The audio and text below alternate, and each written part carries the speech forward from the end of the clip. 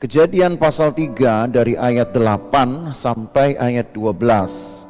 Ketika mereka mendengar bunyi langkah Tuhan Allah yang berjalan-jalan dalam taman itu pada waktu hari sejuk, bersembunyilah manusia dan istrinya itu terhadap Tuhan Allah di antara pohon-pohonan dalam taman. Tetapi Tuhan Allah memanggil manusia itu dan berfirman kepadanya, "Di manakah engkau?" Ia menjawab, "Ketika aku mendengar bahwa engkau ada dalam taman ini, aku menjadi takut karena aku telanjang, sebab itu aku bersembunyi." Firman-Nya, "Siapakah yang memberitahukan kepadamu bahwa engkau telanjang? Apakah engkau makan dari buah pohon yang kularang engkau makan itu?" Manusia itu menjawab, "Perempuan yang kau tempatkan di sisiku, dialah yang memberi dari buah pohon itu kepadaku, maka kumakan."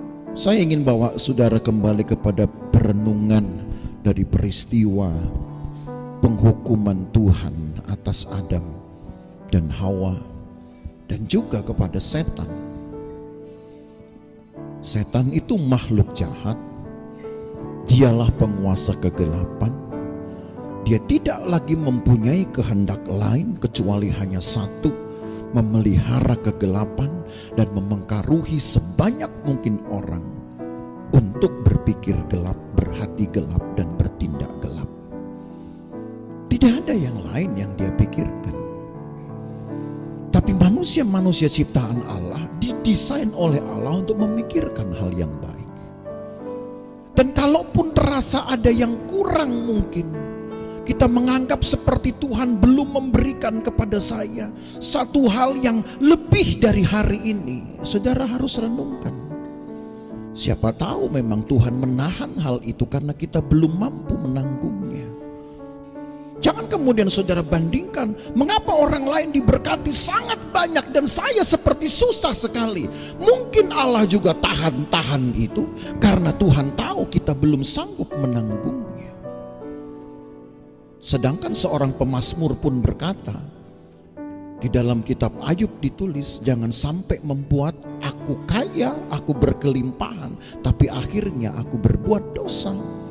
Tapi juga jangan membuat aku melarat, supaya jangan aku menista nama Tuhan Allahku." Jadi kemampuan orang untuk menanggung pengetahuan itu berbeda-beda, Bapak Ibu Saudara. Kegagalan Adam dan Hawa ini karena mereka mencoba memaksakan apa yang belum bisa mereka tanggung. Dan akhirnya jatuhlah mereka di dalam dosa. Pelan-pelan Allah belum berikan. Mungkin saudara menghitung, saudara membandingkan dengan yang lain, kok dia bisa mendapat yang lebih dari saya. Saudara hanya perlu membuka hati saja. Mungkin kita kurang banyak mengenal kehendak Tuhan, sehingga kita belum banyak tahu siapa Tuhan dan kehendaknya, kemahakuasaannya, sehingga Allah menahan beberapa hal, Allah menundanya. Lagi sekali saudara harus bijak di sini. Ketika ada pengalaman-pengalaman yang berbeda antara satu dengan yang lain, sesama anak Tuhan, satu gereja misalkan, terjadi pengalaman-pengalaman yang berbeda, saudara harus dapat berpikir dewasa. Mungkin Tuhan masih menahannya buat saya karena saya belum dapat menanggung beban dari itu. Tapi pelan-pelan dengan kesetiaanmu, Allah akan percayakan lebih. Allah akan buat saudara dapat menanggungnya. Seperti saya sudah pernah katakan, berkat besar itu perlu pengelolaan yang besar. Berkat banyak perlu upaya untuk mengelola dengan banyak. Adam juga disuruh mengelola Taman Eden, tapi dia jatuh oleh karena kesalahannya dalam mengelola. Kalau dia seorang yang cakap mengelola Taman Eden, tentu dia tidak akan mau memakan buah yang sudah dilarang oleh Tuhan. Jadi jangan pernah saudara memikirkan dengan ukuran sendiri, tapi pikirkanlah kehendak Tuhan. Segala sesuatu terjadi atas hidupmu karena kehendak Tuhan. Yang penting saudara hiduplah dengan setia di hadapan Tuhan.